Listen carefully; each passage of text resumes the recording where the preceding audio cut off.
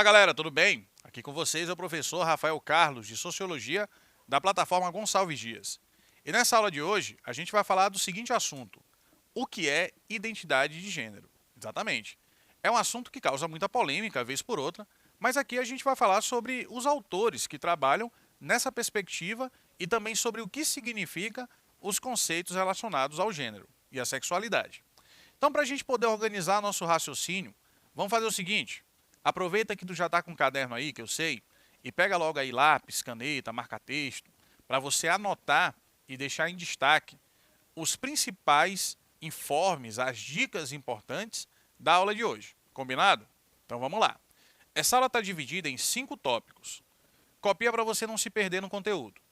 Primeiro tópico, primeira parte da aula, a gente vai falar sobre os processos subjetivos de formação da identidade. No segundo tópico da aula, eu vou falar de uma teoria chamada teoria da performatividade. Copie isso aí logo. Teoria da performatividade. No terceiro tópico, outra teoria sobre esse assunto, chamada de teoria queer. Queer, ok? Q-U-E-E-R se pronuncia queer. No quarto tópico, vou falar das sexualidades em transformação. E para a gente poder fechar essa parte do conteúdo, vamos falar sobre as novas categorias sobre gênero e sexualidade. Então vem comigo nesse conteúdo para a gente poder aprender tudo sobre identidade de gênero. Começando com os processos subjetivos de formação da identidade. A identidade de gênero é fruto de uma construção social. Lembra que existe a diferença entre sexo e gênero. Quando a gente fala sobre sexo, a gente fala de uma condição biológica. Quando a gente fala de gênero, a gente fala de uma construção social. E da normatização de comportamentos, que tem como base a divisão entre os sexos. É assim que surge lá a ideia da identidade de gênero. Mas de que forma essas normas se relacionam com os processos subjetivos, ou seja, individuais, particulares, de formação de identidades, mesmo estando além da vontade dos indivíduos? Então a grande pergunta é essa: como é que os indivíduos, subjetivamente, cada sujeito, se põe diante dessa circunstância, se põe diante dessa situação? Foram os estudos pós-coloniais e também pós-estruturalistas, ou seja, mais modernos, mais recentes, nas últimas décadas do século XX, do século passado, que começaram a colocar um novo ponto de vista sobre essa questão. Essas teorias, chamadas de pós-estruturalistas e pós-coloniais, procuram demonstrar os fluxos de formação de identidades e a sua relação com os chamados micropoderes. Quando a gente fala sobre fluxo, a gente fala de uma coisa que está fluindo. Ou seja, a identidade para essas teorias mais recentes não é uma coisa tão rígida ou tão sólida, pelo contrário, é uma coisa fluida. Ou seja, ela facilmente pode se transformar, ok? As novas teorias, que a gente citou ainda há pouco, chamam a atenção para a formação das subjetividades. O que é uma subjetividade? É uma particularidade. É uma coisa que é própria de cada sujeito, de cada indivíduo. Que seriam mais fluidas, ou seja, menos sólidas. Quanto mais fluida a identidade, menos sólida ela se torna, e também menos fixas. As identidades hoje são mais móveis e menos estruturadas. Por isso também que a gente chama de pós-estruturalista, ok? Essas teorias. É uma tentativa de entender as estruturas sociais por meio das ações dos indivíduos. Então, o foco maior nessa nova ideia não é mais a sociedade, mas é a pessoa. É o sentimento da pessoa, é a afetividade da pessoa, é a sua subjetividade. De modo mais descontínuo, sem haver uma solidez ou uma continuidade, e, portanto, também de modo mais fluido, mais líquido, menos sólido, pela linguagem e pela relação do indivíduo com o seu próprio corpo. Então a gente vive hoje num mundo onde as identidades são vistas de maneira mais fluida, ou seja, menos sólidas. É muito mais simples, né, na visão do mundo atual, que essa fluidez da identidade seja algo possível aos indivíduos, possível aos variados sujeitos sociais. Os discursos, né, os símbolos, as representações, as falas e os signos teriam um significado na realidade para poderem transformar as estruturas em ações. Então tem a ver também com da forma que a pessoa se posiciona, a maneira como ela fala, as representações sobre a sua própria imagem, sobre a sua identidade, sobre o seu afeto, sobre a sua sexualidade. Tem muito a ver, portanto, com o sujeito, com o simbolismo da sua fala, do seu discurso, das suas condutas. E aí a gente chega numa teoria chamada teoria da performatividade. Essa teoria da performatividade é uma das teorias mais influentes dentro da discussão de gênero nos últimos anos. E ela é de uma pensadora, de uma filósofa norte-americana, estadunidense, chamada Judith Butler. Judith Butler é o nome da pensadora. Ela pressupõe que a distinção entre o sexo biológico e o gênero, como algo cultural, é fundamental para o discurso feminista. Mas isso também é uma construção cultural. Então, o que ela está problematizando? Ela está dizendo o seguinte: essa distinção entre sexo e gênero, que foi feita antes pelas teorias feministas, ela é importante. Quando você diz que o sexo é uma dimensão biológica e o gênero uma dimensão social ou cultural, isso foi algo importante para as teorias feministas. Só que essa ideia, na visão da Butler, também é uma construção cultural. Entendeu? Ou seja, não é uma coisa que é natural, não é uma coisa que é definitiva, não é um discurso que é inquestionável. Também se pode questionar essa ideia, que já questiona uma outra ideia. Então seria algo ali, né, construído socialmente, seria uma convenção também essa ideia das teorias feministas. Butler discute a ideia de que o gênero e a sexualidade derivam de um sexo determinado, que pode ser masculino ou feminino. O destino anatômico, entre aspas, porque ela está se referindo a uma outra autora, que é a Simone de Beauvoir, que fala sobre isso. O destino anatômico para Butler em nada determina nossos comportamentos. Na verdade, é pela repetição de ações, é pela performatividade que nós naturalizamos uma identidade de gênero. Certo? Então, olha só, teoria da performatividade vai dizer o seguinte: não existe uma condição, um destino anatômico nos indivíduos. Na verdade, tudo que a gente faz, a gente se acostuma a fazer pela repetição. Por repetidas vezes fazer uma mesma coisa, por repetidas vezes o pai ou a mãe vestir a criança ali do sexo feminino com um vestido, ela naturaliza isso como algo do universo dela, do universo feminino. Ao ouvir repetidamente frases como: você não deve fazer isso porque é menino ou menina, a criança vai aos poucos assumindo essa identidade. Então não é um destino anatômico, mas é uma repetição. Por repetidas vezes você influenciar a criança a agir de uma forma, isso vai fazendo com que ela naturalize um comportamento. E aí você vai criando esses universos diferentes, né, entre masculino e feminino. Mas esses universos, para Butler, não são naturais. Eles são fruto dessas repetições. Eles também são construções culturais. Ao ser estimulada a usar roupas como saias, vestidos e lacinhos, por exemplo, ela vai naturalizando a criança uma identidade dita feminina, que, novamente, não é fruto de um destino anatômico, mas é meramente fruto de repetições. É a partir da repetição que a criança vai naturalizando um comportamento e vai atribuindo isso a um comportamento feminino ou um comportamento masculino. Por isso é uma construção cultural, segundo a teórica Judith Butler. Outra teoria também, que a Butler faz parte como autora, né, é a teoria queer. Ok? Queer, Q-U-E-E-R, pronuncia queer. Os estudos de Michel Foucault e Judith Butler, que a gente viu ainda há pouco também, influenciaram um novo campo de estudo chamado teoria queer. Então, as ideias de Butler e as de Michel Foucault, que é outro pensador do século XX, que fala sobre os micropoderes, elas também influenciaram essa nova teoria chamada teoria queer. Essas teorias queer, defendem a ideia de que a lógica binária, homem e mulher, e heterossexual, homem e outros gêneros, seria a reguladora dos comportamentos em relação ao sexo ou gênero nas sociedades ocidentais. A teoria queer vai dizer que a sociedade ocidental construiu um padrão binário. Isso é coisa de homem, isso é coisa de mulher. Essa cor é uma cor masculina, a outra cor é uma cor feminina. Essa brincadeira é brincadeira de menino, essa outra brincadeira é brincadeira de menina. Então, esse binarismo da relação homem-mulher, menino-menina, é aquilo que vai determinando os comportamentos na visão da teoria queer.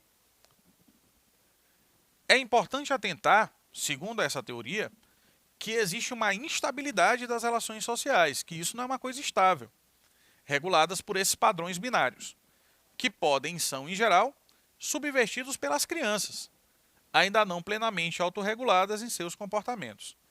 Então, como a criança ainda está aprendendo, pela repetição constante, a ter um comportamento, entre aspas, masculino ou entre aspas, feminino, muitas vezes as próprias crianças rompem com esse binarismo. E aí você tem, por exemplo, meninas que adoram brincar de carrinho, ou que gostam de jogar futebol também. Então, a criança, por estar ainda no processo de formação do que será a sua personalidade, a sua identidade, ela facilmente rompe essa barreira de uma coisa ou de outra, que a gente chama da condição binária, né? Ou da relação binária entre os gêneros ou sexos. A criança ela transita muito por entre esse binarismo, certo? Por isso, a insistência de seus tutores, dos seus responsáveis, dos pais, dos professores, para que elas aprendam, entre aspas, qual é o seu papel de gênero, pela repetição, reproduzindo atitudes e palavras para se referir a si mesmas como meninos e meninas.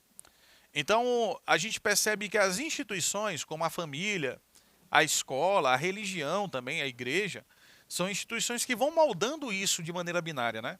Vão estabelecendo essa relação de diferenciação entre aquilo que é masculino e feminino, entre aquilo que é de menino e aquilo que é de menina. As brincadeiras, as cores, as roupas, o jeito de se comportar, né? Fica essa diferenciação sempre ali presente nas instituições e os pais, os professores, os líderes da igreja vão meio que transmitindo isso para as crianças até que pela repetição constante das mesmas ações, as crianças se auto-reconheçam, né? Criem a sua imagem como meninos ou meninas a partir disso, da repetição desses padrões nas instituições. Ao mesmo tempo que a repetição tenta fixar identidades e comportamentos, ela nunca será a mesma. Sempre adiciona algo de próprio, de subjetivo, que é parte do próprio indivíduo. Portanto, fala-se de uma descontinuidade ou um deslizamento no processo de generificação. Copie esse termo. Processo de generificação, ou seja, de construção de um papel de gênero do corpo, permitindo espaço para o questionamento dessas normas. Então, como isso é uma coisa descontínua, não é algo estável, segundo a teoria queer, por isso que existe a contestação desse padrão binário de comportamento, dessa tentativa de estabelecer para o indivíduo uma personalidade fruto dessas repetições, fruto desses padrões que são repetidos à exaustão até que os indivíduos se reconheçam como meninos ou meninas. E aí nós temos então, fruto dessas novas ideias, dessas novas teorias, que você percebe que existe uma certa complexidade, né, na análise das duas concepções, uma sexualidade, ou melhor, sexualidades no plural, que estão em constante transformação.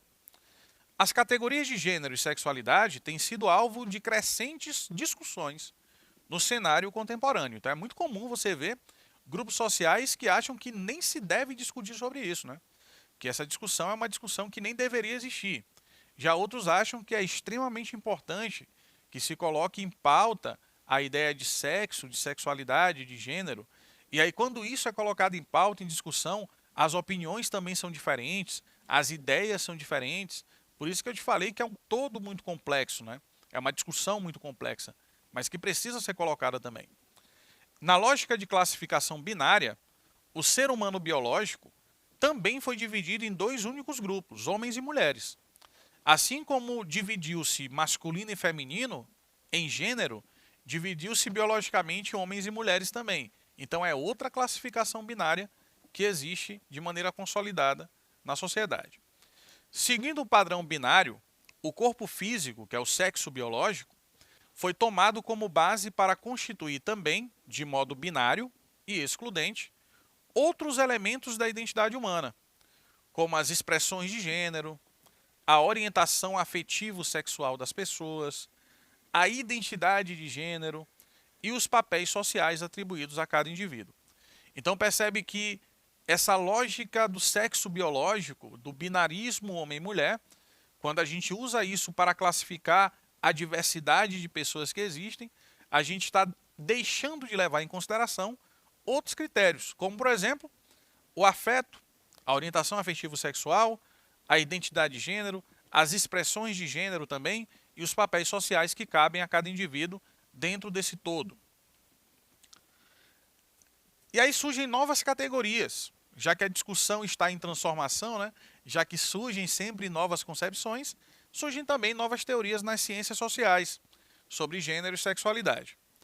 As ciências sociais, juntamente com alguns segmentos da medicina e da psicologia, superaram a concepção de que a sexualidade humana é definida por elementos fisiológicos, bioquímicos e hormonais.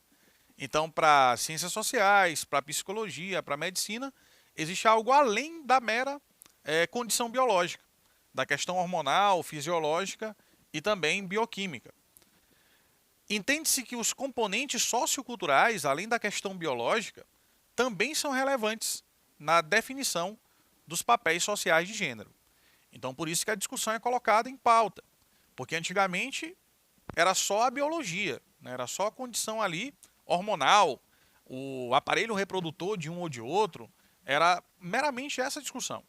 Só que hoje em dia entra também as questões socioculturais, as questões da expressão de gênero, da orientação afetivo-sexual, as relações sociais como um todo.